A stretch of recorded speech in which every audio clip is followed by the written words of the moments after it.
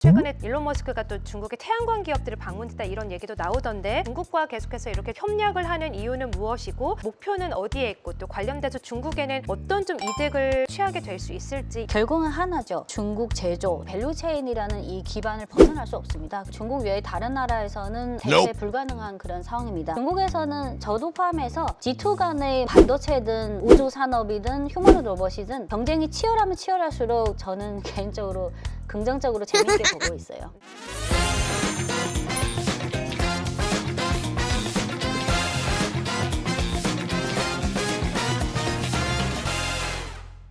자, 이어서 투자인사이트를 통해서 또 이야기 좀 더 심도 있게 나눠보도록 하겠습니다. 자, 오늘의 투자인사이트 주제는요, 바로 테슬라, 머스크, 일론 머스크에 대한 이야기를 나눠보도록 하겠습니다. 이제 일론 머스크는 테슬라 회장 이렇게 얘기하기는 좀 모자란 것 같고 좀 일론 머스크에 대한 이야기를 나눠보도록 할 텐데 최근에 일론 머스크가 중국에 좀 많이 베팅하고 있다 이런 얘기가 나오고 있거든요. 특히나 어제 저희도 이 뉴스를 다뤘는데 이 테슬라 자율주행차를 7년 장기 저리 대출 이런 초강수를 두면서 중국 전기차 시장에서 다시 한번 도약하겠다 이런 포부를 내세웠거든요. 어떤 상황입니까?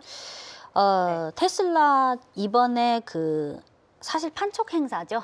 판촉 행사요? 물론 표현상으로는 7년 초저금리 대출 상품이 하지만 중국 현지에서는 두 가지로 보고 있습니다. 하나는 지난 몇 년 동안 중국 국내 전기차 시장에서 테슬라의 시장 점유율이 계속해서 추락하고 있는 상황에서 어쩔 수 없이 연초에 내세운 판촉 행사라고 봅니다. 네. 하지만 그 판촉 행사 형식이 단순한 가격 인하가 아니라 7년 초금리 대출 상품을 통해서. 그래서 이게 소비자 입장에서는 어떻게 혜택이 오냐면 예를 들어서 모델 3의 경우에는 중국 국내 판매 가격이 22.75만 yuan입니다. 그러면 중국인 소비자가 22.75만 yuan에 해당되는 이 모델 3를 사려면 우선 이 가격의 한 35%에 해당되는 7.99만 yuan을 선수금으로 냅니다. 현금을. 그리고 나서 나머지 65%는 7년 동안 매월 초저금리로 매월 1,918yuan, 원화로 하면 매월 40만 원만 내면 됩니다. 와, 매월 40. 저는 혹할 것 같은데요. 그래서 선수금은 7.99만 yuan은 원화로 한 1,678만 원 일단 내고 나머지는 매월 원화로 한 40만 원, 그 초저금리로 7년 동안 내면. 그러면 특히 20, 30대 젊은 층들 입장에서는 이거는 그렇죠. 근데 화면을 보시면 이게 중국 국내 전기차 시장 점유율인데요. 네. 제가 중국에 워낙 브랜드가 많지만 좀 단순하게 보여드리기 위해서 테슬라 상해 공장이 2020년 1월부터 중국 소비자들에게 전기차를 인도하기 시작했습니다. 그래서 이게 딱 보면 테슬라의 중국 시장 점유율은 계속해서 떨어지고 있고 BYD는 계속해서 올라가고 있고 물론 여기서 테슬라는 순수 전기차고 BYD는 순수 전기차랑 플러그인 하이브리드 합산입니다. 그럼 이런 정책이 좀 테슬라 반등의 좀 요소가 될 수 있을까요? 저도 포함해서 현지에서는 이게 어쩔 수 없이 취한 그런 판촉 행사라서 큰 영향은 없다. 단기적으로는 예를 들어서 단기라는 것이 이 판촉 행사 사실 이미 끝났어요. 1월 6일부터 1월 30일 구매자에 한해서만 이 혜택이 주어집니다. 그래요? 벌써 끝났어요? 네. 근데 1월 6일부터 31일까지 딱 한 달 동안 했으니까 12월에 비해서 시장 점유율이 얼마 변화됐고 판매량. 그래서 1월 한 달간 중국 국내 시장에서 테슬라의 점유율이 2025년에는 4.5%잖아요. 이번에 조금 올랐습니다. 괜찮습니다. 네, 반등의 요인은 크게 되진 않겠지만 어쨌든 테슬라도 많이 노력을 하고 있는 거죠. 네. 계속 참고 계신 거예요? 아니 정확하게 말씀 안 해주셔도 되고 나중에 찾으시면. 근데 중장기적으로 왜 현지에서 중국 국내 시장에서 테슬라의 시장 점유율 확장은 현실적으로 불가능하다고 보는 이유는 한 세 가지가 있는데 첫 번째는 처음에 2020년부터 중국에서 판매하기 시작했을 때는 다른 중국 본토 업체들보다는 테슬라의 일종의 브랜드 프리미엄이라는 게 있었어요. 근데 몇 년 지나면서 중국 본토 브랜드가 계속해서 강력하게 성장하고 경쟁력이 올라보다 보니까 테슬라도 그냥 그 수많은 전기차 브랜드 중에 하나, 그래서 이미 그 프리미엄 그런 요인은 이미 많이 희석화됐고요. 두 네. 번째는 아시다시피 그 테슬라가 주력 모델이 모델 3랑 Y잖아요. 근데 지난 5, 6년 동안 새로 신모델도 없었어요. 근데 중국 본토 기업들은 계속해서 너도나도 신모델이나 기술 혁신 그런 모델을 계속 내세우고 있고, 그리고 세 번째는 그 예를 들어서 샤오펑이나 화웨이나 리오토 같은 경우는 그 L2에 해당되는 자율주행 그 기술을 이미 넣었잖아. 근데 테슬라도 FSD가 있는데 중국 현지에서는 사실 이게 아직 제대로 다른 네, 업체에 비해서는 일단 허가는 제대로 받은 거잖아요. 네. 네. 근데 속도나 그런 적용 범위로 봐서는 중국의 화웨이라든지 샤오펑, 리샹에 비해서는 아직 좀 속도 면에서 좀 그런 존재감이 떨어지고 있어요. 그렇군요. 그래서 네. 이번에 판촉 행사는 그냥 단기적인 저는 어쩔 수 없는 선택이라고 생각하고 이 판촉 행사는 아까 말씀드린 지난 몇 년 동안 시장 점유율이 떨어진 이런 요인이랑 사실 무관한 부분입니다. 네. 그래서 그냥 이렇게 표현하면 좀 그렇지만 마지막 몸부림이라고 생각합니다. 그래요. 자, 그러면 어쨌든 찐님 말로는 이제 뭐 테슬라는 이제 뭐 중국 내에서 거의 반등 모멘텀을 좀 찾긴 어렵다라고 좀 보고 계시는 것 같고, 그러면 스페이스X 이야기로 좀 넘어가 보도록 할게요. 스페이스X가 일단 100만 기 위성 발사 허가를 신청했고, 이에 못지않게 중국도 위성 발사에 대한 또 포부를 계속해서 밝히면서 네. 나아가고 있지 않습니까? 이에 대해서는 좀 스페이스X에 대해서는 중국 현지의 업계 반응은 어떤지도 궁금하네요. 네. 우선 중국이 신청한 거는 20.4만 개, 스페이스X가 신청한 거는 최대 100만 개.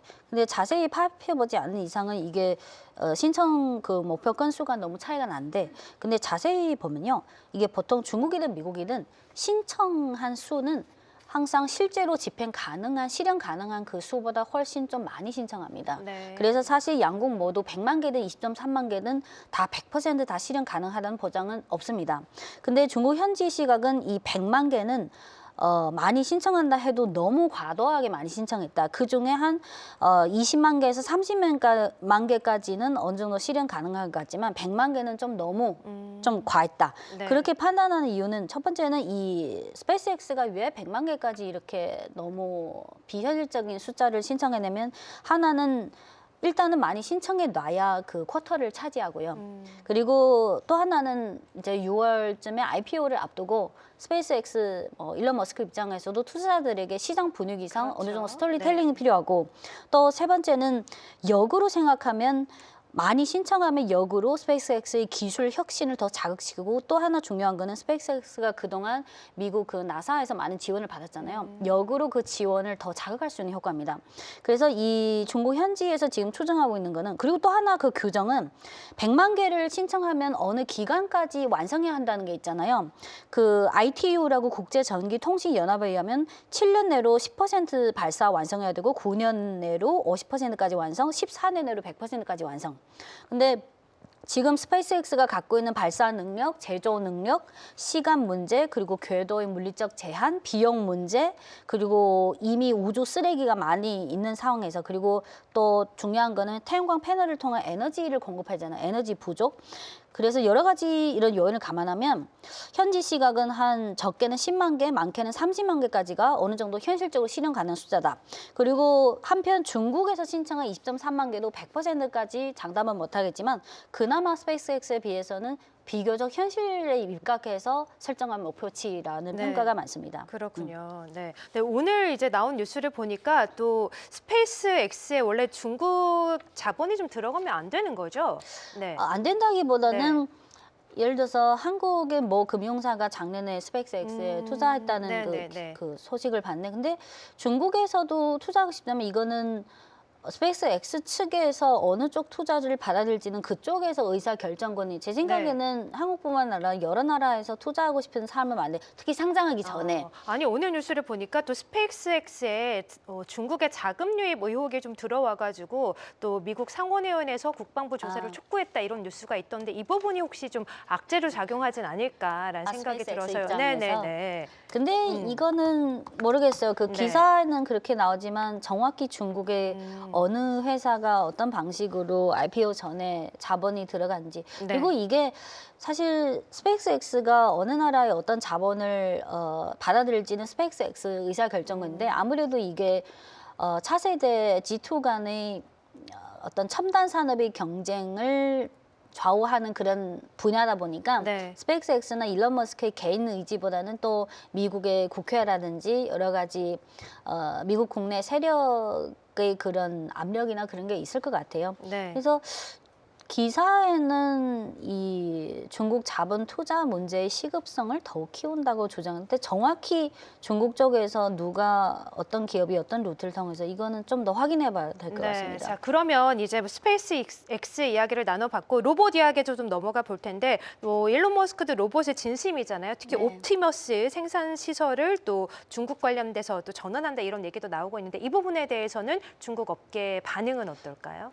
중국은 테슬라의 옵티머스 뭐 어떤 기사나 동향이 나오면 보통은 중국의 그 휴머노이드 로봇이랑 비교하기보다는 테슬라가 결국은 2028년부터 대량 양산이랑 상업화를 하려면 결국은 그거를 제조해내야 되잖아요. 그러면 중국에 이미 테슬라 전기차를 위해 납품하는 중국의 그 광범위한 밸류체인 공급사가 있고 그래서 테슬라가 나중에 28년부터 뭐 상업화, 대규모 양산 및 인도를 하겠다고 하는데 그거를 현실화시키려면 결국은 중국의 그 수많은 공급사에 의존할 수밖에 없습니다. 네. 그리고 테슬라의 옵티머스랑 중국의 뭐 유니트리나 유비테크를 비교하면 지금 유비테크의 경우에는 이미 작년 하반기부터 BYD라든지 샤오펑 이름 될 만한 전기차 생산 라인에 이미 휴머노이드 로봇을 소량으로 인턴 사원을 해가지고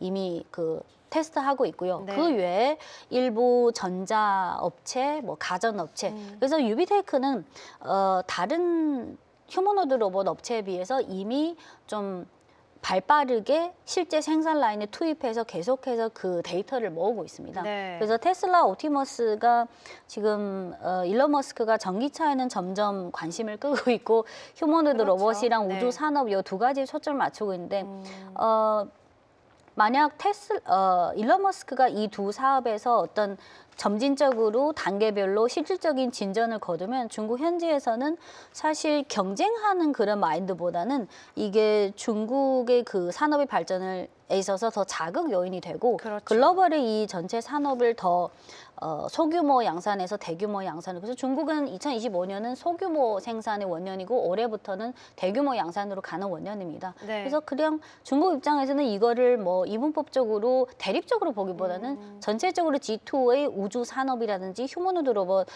간의 이런 경쟁이 치열해질수록 그냥 저는 선의적인 경쟁이라는 그런 네. 인정. 아니 제가 알기로는 또 테슬라 이제 일론 머스크가 또 중국에서 굉장히 좀 인기가 많다고 들었는데 마지막으로 최근에 또 일론 머스크가 또 중국의 태양광 기업들을 방문했다 이런 얘기도 나오던데 중국의 태양광 기업 방문 그리고 뭐 전기차, 로봇, 스페이스 X, 뭐 우주 관련된 이야기까지 중국과 계속해서 이렇게 좀 협력을 하는 이유는 무엇이고 목표는 어디에 있고 또 관련돼서 중국에는 어떤 좀 이득을 취하게 될 수 있을지 이 부분을 좀 종합적으로 말씀해 주시면 네, 좋을 것 같아요. 저는 네. 일론 머스크가 발언이라든지 지금 하고 있는 사업을 위해서 중국을 방문하는 이런 행보를 보면 결국은 하나죠.